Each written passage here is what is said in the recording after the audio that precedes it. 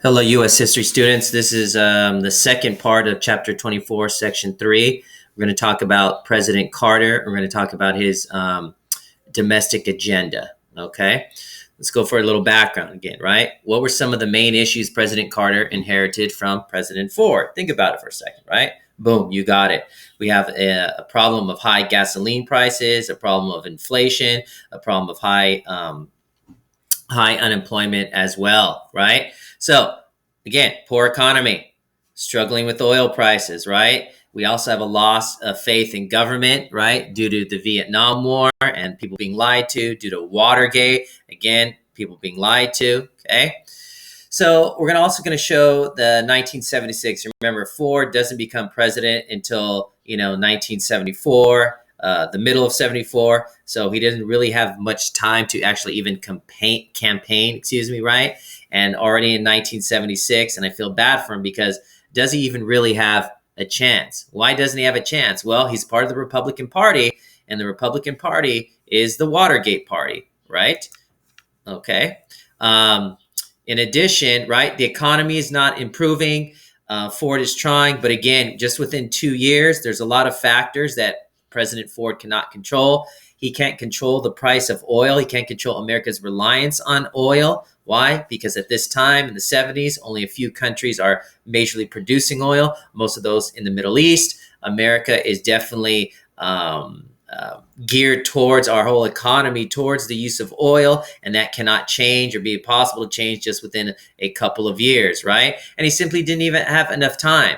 He was under the gun, a loss of faith in the Republican Party, and I'm actually frankly surprised that it was such a close race between him and Jimmy Carter, okay? Now, Jimmy Carter, what made him attractive to voters, right? Well, he was very humble, he's very down to earth, wasn't flamboyant at all, wasn't flashy at all, right? He was experienced, right? He had been in the Navy. He's actually a nuclear engineer. Seriously, right? Okay. He had been in government for the state of Georgia for a long time. He was a business owner, a farm owner, literally owned a peanut farm, right? And then also maybe he just a little bit lucky because he comes into the circumstances and Ford and the Republican Party are beaten down. Okay. So here we look at 1976 and we see the Electoral College and the popular vote. So the popular vote, 48% to 50%. It's pretty close, okay? And what you see here is the South is all Democratic.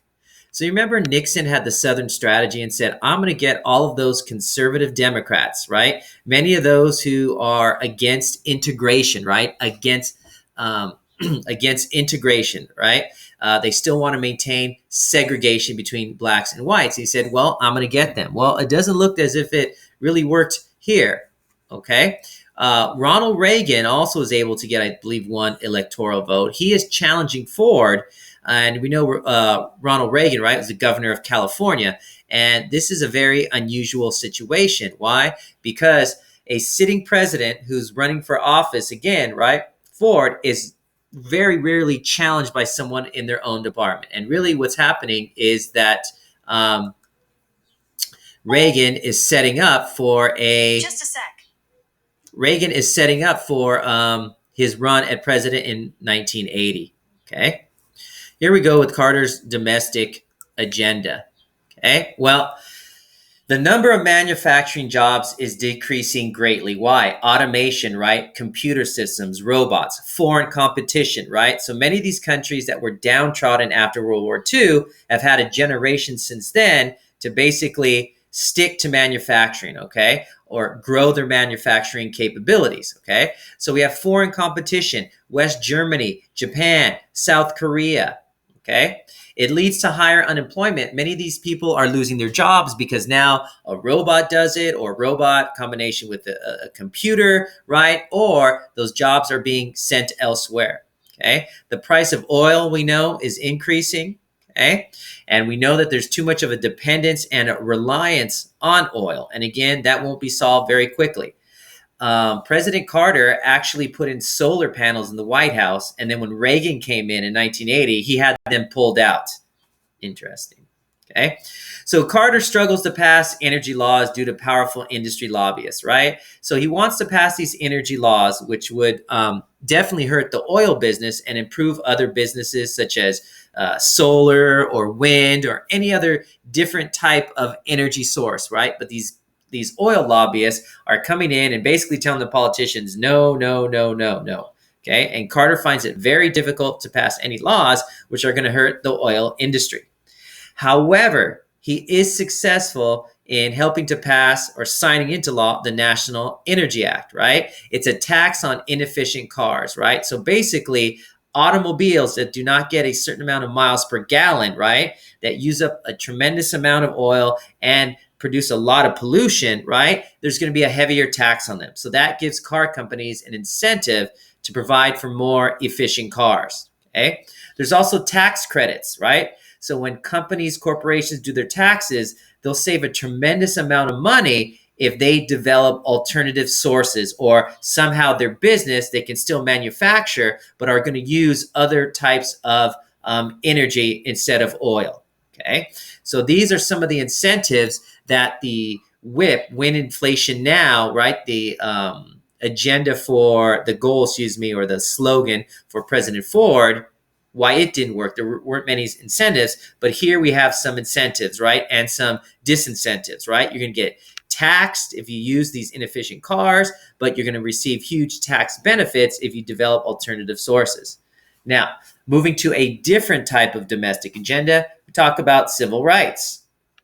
And when we talk about Jimmy Carter's foreign policy, it's based on human rights. So many people believe that civil rights would regain a dominant position in America, right? Because it was gradually pushed aside due to the Vietnam War and due to Nixon becoming president. Well, maybe with Carter, right, the civil rights movement will regenerate. In some ways it did, in other ways it didn't, okay? However, no legislation really of any value was passed, okay? He did put, I believe, many prominent minorities in powerful positions in the government. However, this did not trickle down to the larger American population. Okay. And so we see here in these two charts, right, it just basically shows you how manufacturing, right, has gone down as a part of gross domestic product, which means out of all the goods and services in America, the percentage of it used to be up to 30%, right after World War II. But America is losing its place as the dominant manufacturing capital in the world, right? And so what we see here is many other countries, right? Manufacturing is a greater percentage of the people. So the United States is falling behind other countries such as Britain and Germany as well, right? And some of the causes are simply America, they are victims sometimes of their own success. You're bringing in automation, you're bringing in robots, you're finding more efficient ways to run a business to manufacture products, but that could also mean less workers as well.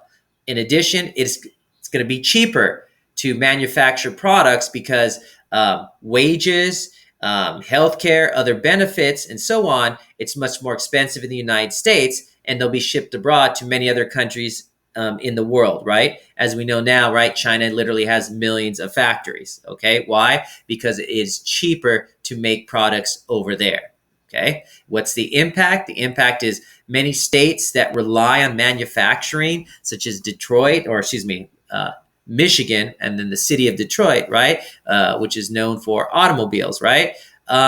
They slow down, and also more people are buying automobiles from foreign countries, such as Japan, especially, and Germany, because their quality of the product is just as good, and people like the style of it as well. So it's a great impact, and America is beginning to go through a transition phase. But many of these jobs, even today, right, in 2020, are just not available, just not around anymore. Okay.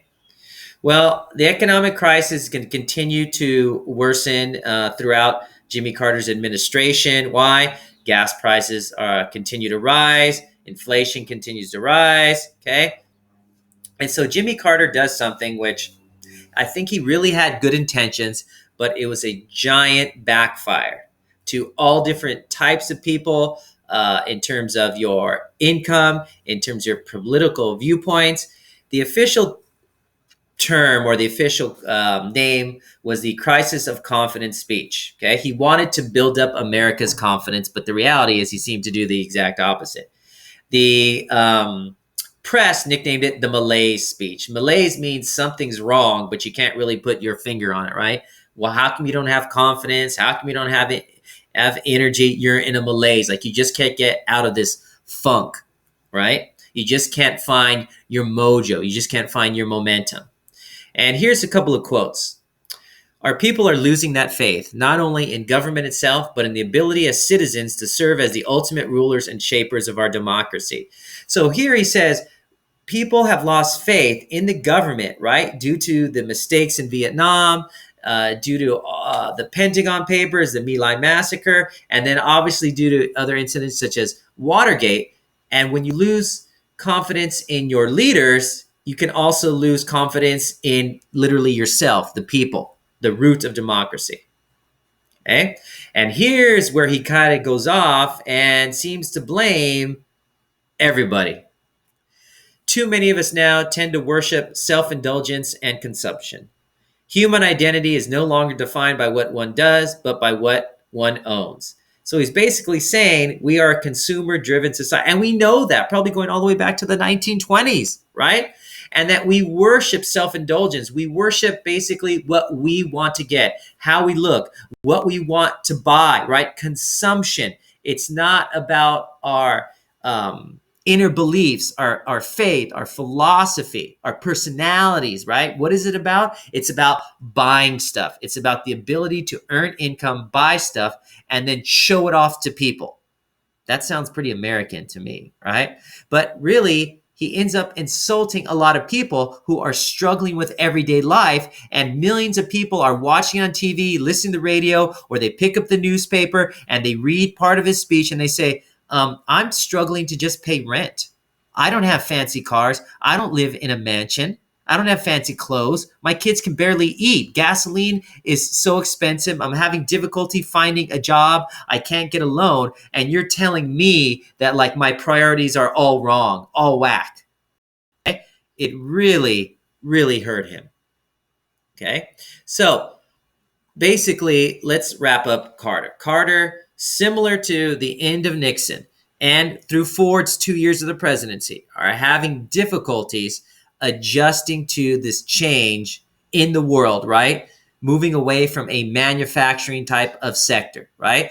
Also, America has to realize you have to get off a reliance on oil, because if you don't, then you're relying on one product, one resource, and if it's all gone, you're dead, right? Or if someone else wants to purchase it for more money, it's gone. If you can't get it out of the ground, it's gone. And so many people rely on the oil industry, both as producers and consumers, that it can make or break the nation's economy and make or break the nation's confidence as well. So we're getting into 1980, right? And it appears as if people are losing their confidence in the ability of America to get the job done. Okay. Our next video is Carter and his foreign affairs. Thanks for listening. Talk to you later. Bye.